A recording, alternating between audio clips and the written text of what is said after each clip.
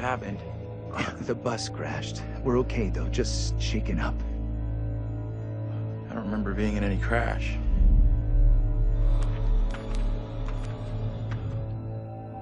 Well, here we are on set of Little Hope, part of the Dark Pictures Anthology. Tell me about the characters you play in the game.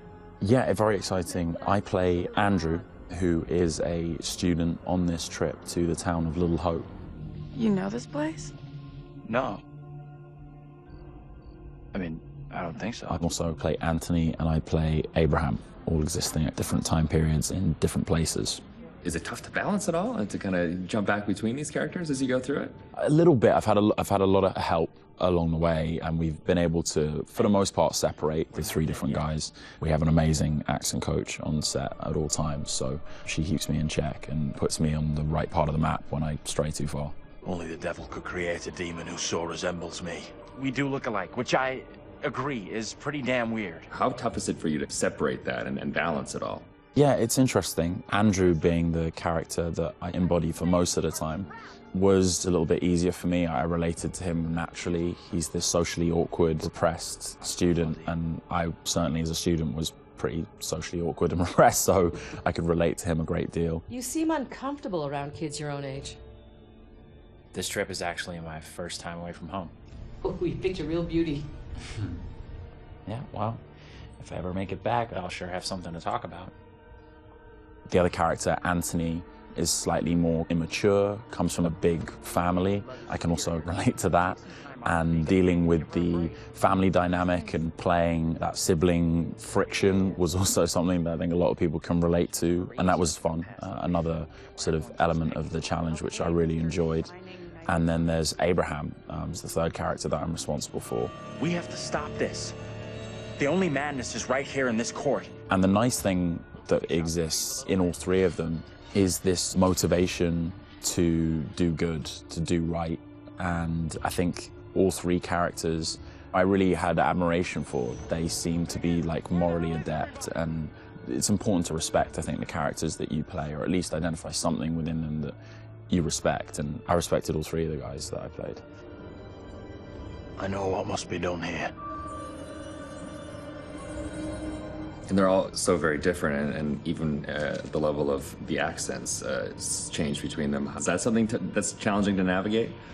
Yeah, that's been really fun for me. It's been, when playing Andrew, I've been doing a relatively neutral American accent, but we've sort of based most of the action in New England, so it does lean towards the East Coast, and it doesn't take on too strong of a characterization in either direction.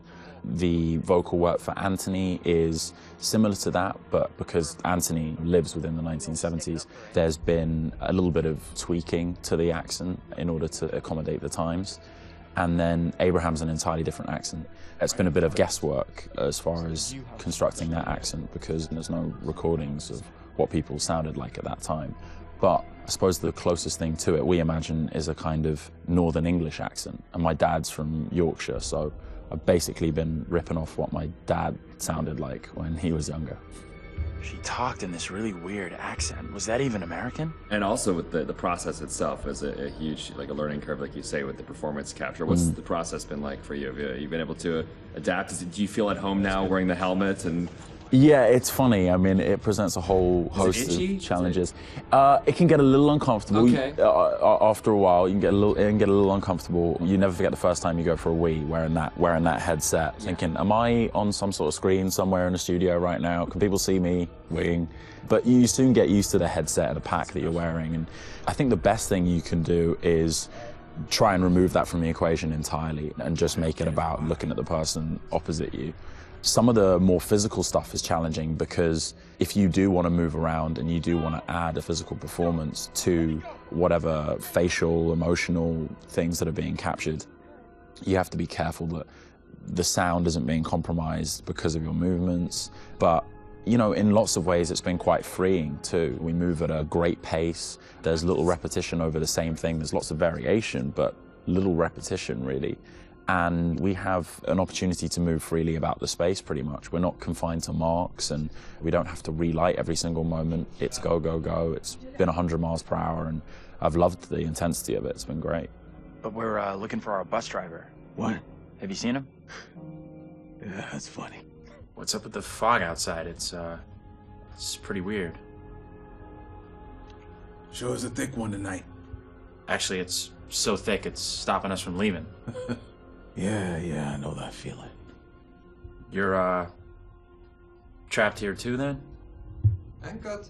It's a whole different pace, I feel, than what you normally when you're setting up a scene and you shoot front to back, and then now it's kind of like you're just jumping in and you're just like stop, start, stop, start. It must be kind of refreshing in a way. 100%, yeah. You can start in the morning and by lunch you've died and come back to life 4 or 5 times, whereas on a film set you would have had to shoot for several weeks to get that material. So you do blast through a ton of content. Run! Get the hell out of there! Look out! Yeah, it's gonna be really cool to see yourself in a video game. It's gonna be an incredible experience too. And then now your friends and family members can like play you in a game. That must be a whole weird feeling. Yeah, that is really weird. It's strange enough seeing my face on screen in anything, but you're really mad and exciting, I guess, to think about being in a video game. I guess that's like a little kid's dream in lots of ways, so I feel very lucky. It's incredible. And your friends are gonna call you, but like, I killed you. Yeah, I killed you 3 times, and I'm like, good to speak to you too, bud. Yeah, thanks for the call. Would you confront your fears or would you run away? I want to say confront my fears. After this experience, I would confront my fears. Maybe previously I would have run away.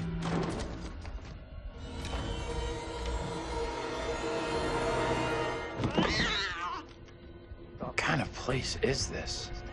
It's one of those things where what you think you'll do is different than what you probably actually. In the moment, yeah, 100%. Oh, I would confront my fears, and then you're gone. Gone. Yeah. And lastly, would you explore on your own or in a group? In a group, I'd have to. One of the best things about this experience has just been the camaraderie that's developed amongst the cast, and over a short period of time, shooting at this intensity, it's bonded us together really quickly, and I've loved being part of the team. A group of us in one room on this crazy journey together, so it's all about exploring as a team. I'm just gonna say it. This is exactly what goes down in horror movies. Well, plus than anything in the horror genre, we know what happens when you go off on your own, right? 100%. Don't do it. it. They still do it. And they still do it. Let's go check out that room over there. No, don't go check out that room. Nope. Don't go check out. Or bring someone with you. Oh, yeah, exactly. Yeah. There you go. All right, Will. Tanner, thanks a lot. Appreciate that. Thank you. Cheers.